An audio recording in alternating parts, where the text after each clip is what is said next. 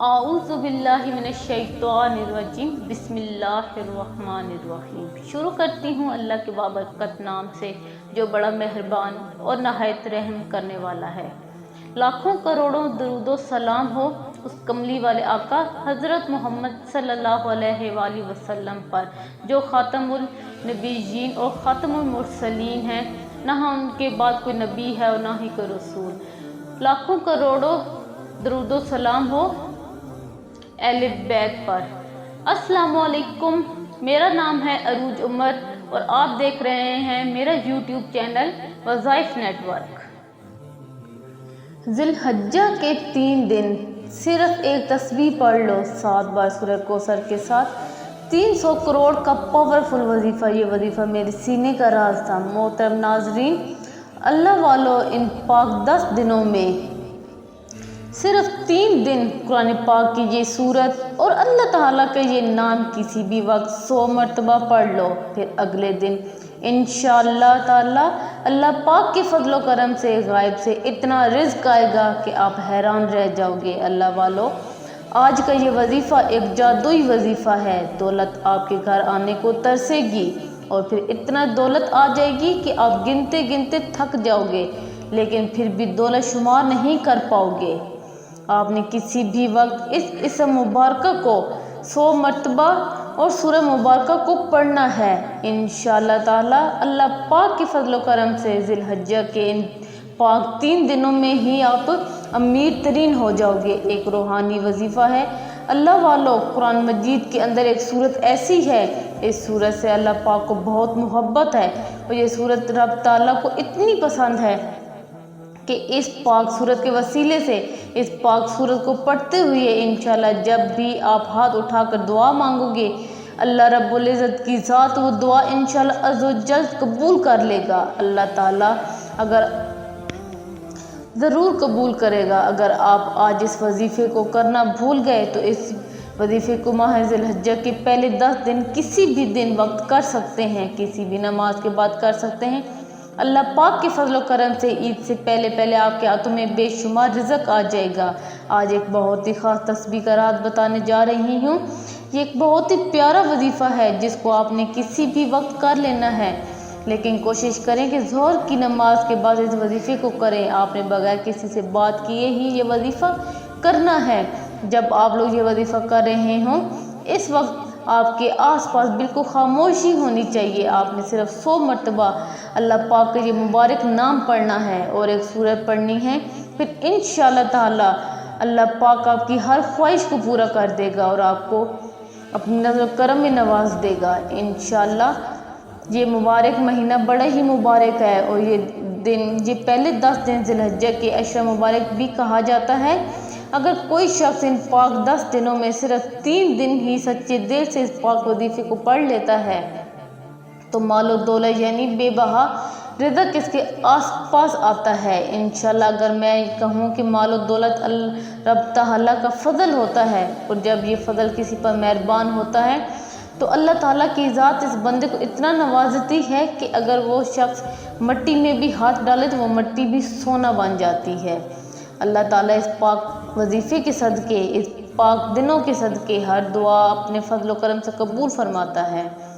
اور جب اللہ پاک کسی انسان پر اپنا فضل و کرم کرتا ہے تو پھر اس کو کبھی بھی پریشانی نہیں رہتی، وہ بندہ کبھی غربت کا شکار نہیں ہوتا، کبھی اسے محتاجی کا سامنا نہیں کرنا پڑتا۔ انشاءاللہ جو بندہ بھی اس وظیفے کو کامل یقین کے ساتھ پڑھنا شروع کر دیتا ہے وہ خود حیران رہ جاتا ہے، میں نے تو چھوٹا سا وظیفہ کیا تھا، اللہ رب العزت نے مجھے کس قدر نوازا ہے۔ اللہ پاک کی بے شمار رحمتیں اور برکتیں ہیں جس سے اس پاک ذات نے ہمیں پہلے ہی نواز رکھا ہے، لیکن ایسی نعمتیں بھی ہیں جن کا ہمیں رب تعالیٰ کی ذات سے مطلوب خصوصی ہوتا ہے۔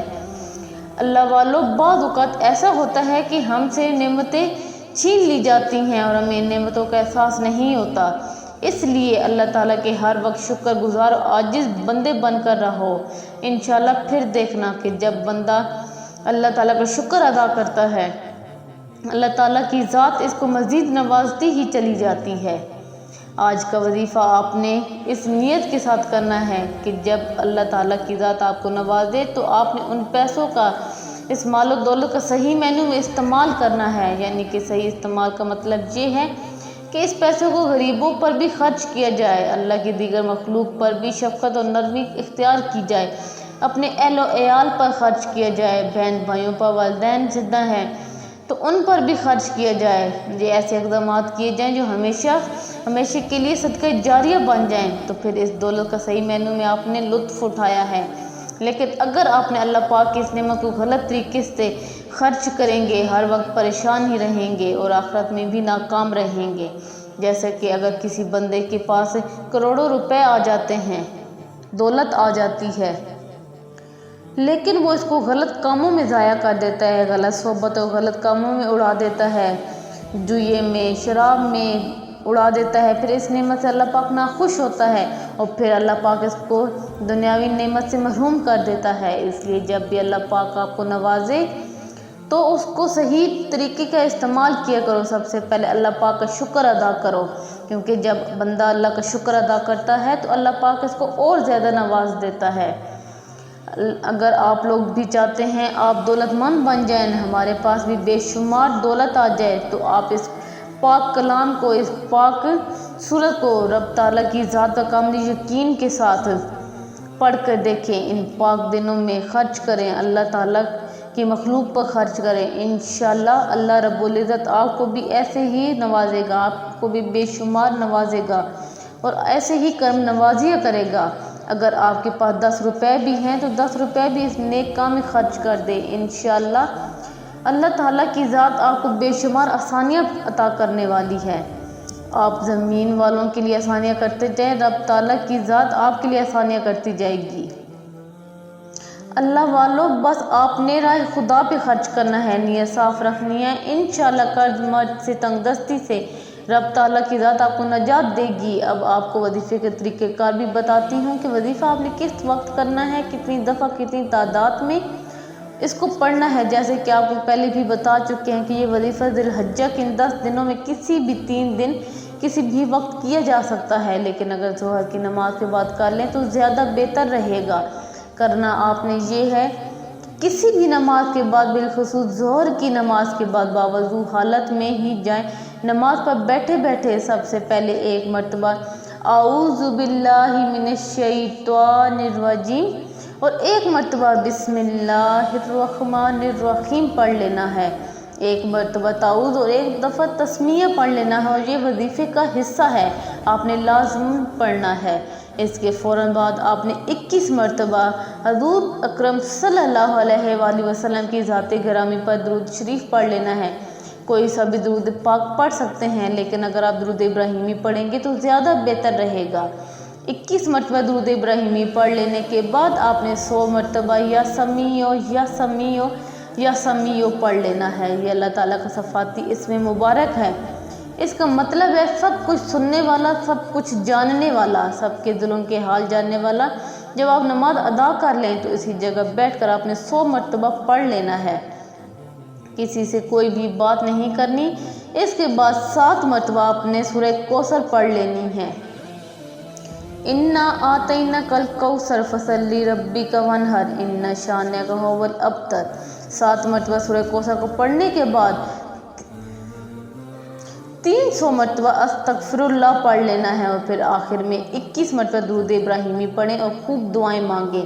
اللہ کی قسم یہ وظیفہ آپ نے حضور اکرم صلی اللہ علیہ وآلہ وسلم کی بارگاہ میں تحفۃً ہدیۃً پیش کر دینا ہے۔ انشاءاللہ اس کے بعد رو رو کر، گڑ گڑا کر دعا مانگنی ہے کہ رب تعالیٰ اس وظیفے میں کسی بھی قسم کی کوئی کمی یا کوتاہی رہ گئی ہو تو اپنے حبیب نبو ختم انبیاء سرور کونین حضرت محمد صلی اللہ علیہ وآلہ وسلم کے صدقے معاف فرما دے۔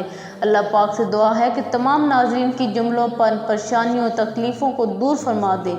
رب تعالیٰ کی ذات ہم سب کو معاف فرما دے، دنیا اور آخرت ہماری آسان فرما دے۔ اللہ پاک عذاب قبر، عذاب محشر سے محفوظ رکھے، جہنم کی آگ سے محفوظ رکھے۔ قبر کے عذاب سے بچا لے۔ رب تعالیٰ سب کے والدین کو صحت و تندرستی والی زندگی عطا فرمائے، اور جن کے والدین اس دنیا سے رخصت ہو چکے ہیں ان کو جنت الفردوس میں اعلیٰ مقام عطا فرمائے۔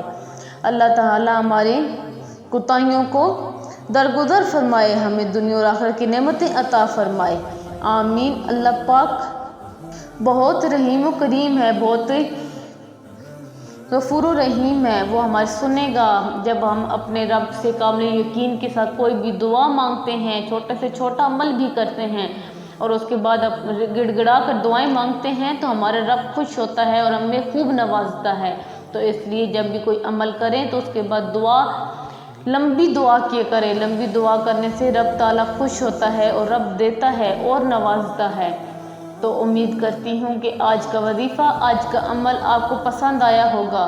اگر آج کا عمل آپ کو پسند آئے تو اس پر خود بھی عمل کریں اور دوست احباب تک بھی پہنچائیں، تاکہ اور بھی جس کی کوئی بھی پریشانی ہے وہ ان سب کی پریشانیاں بھی حل ہو جائیں۔